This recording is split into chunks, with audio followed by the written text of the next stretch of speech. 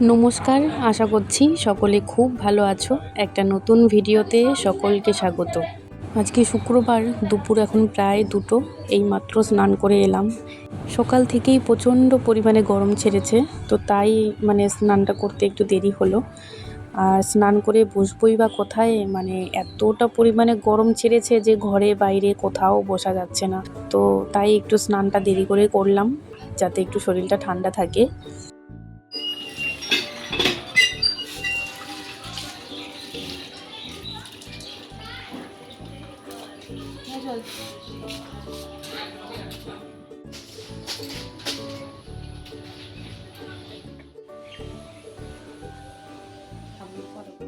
আমরা সবাই দুপুরবেলার খাবার খেতে বসে গেছি। তো আজকে একদমই সিম্পল রান্নাবান্না হয়েছে।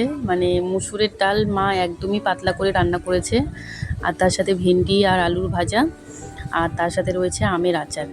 এই গরমে যতটা হালকা খাবার খাওয়া যায় ততটাই কিন্তু শরীরের জন্য ভালো। জল ভাত খেতে পারলে আরও ভালো শরীরের জন্য। তবে সেটা তো আর হয় না, মুখের স্বাদের জন্য কিছু একটা তো রান্না করতেই হয়।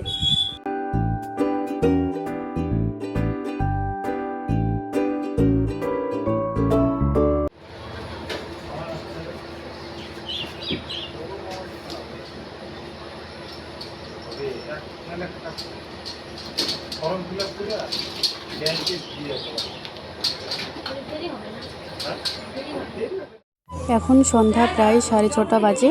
তো হাত মুখ ধুয়ে জামা কাপড় পাল্টে আমি ঠাকুর ঘরে ঢুকেছি। এখন সন্ধ্যাটা দিয়ে নেব।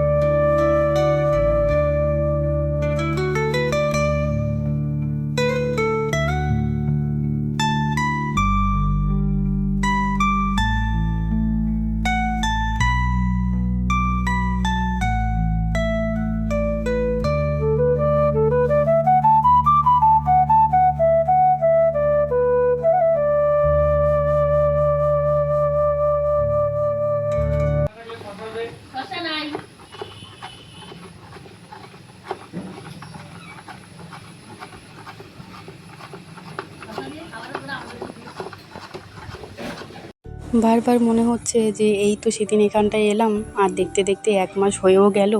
দিদি কালকে চলে যাচ্ছে, তো দিদিকে বাবা রাখতে যাবে, টিকিট হয়ে গেছে। আর আমিও তো চলে যাব, আর কয়েকটা দিন এখানটায় আছি, আমার বর আমাকে নিতে আসবে। তো মা এখানে নারকেলের নাড়ু বানাচ্ছে, যেহেতু দিদি কালকে চলে যাবে, তো তাই কয়েকটা নারকেলের নাড়ু বানাবে।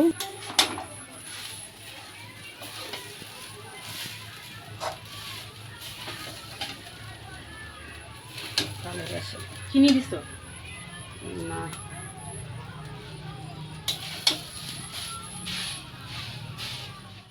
নারকেলের নাড়ুটা কিন্তু চিনি দিয়েই মা করেছে, আর আমার কিন্তু চিনি দিয়েই নারকেলের নাড়ুটা খুব ভালো লাগে খেতে। গুড় দিয়ে বানালে জানি না কেন অতটা টেস্ট লাগে না আর কি।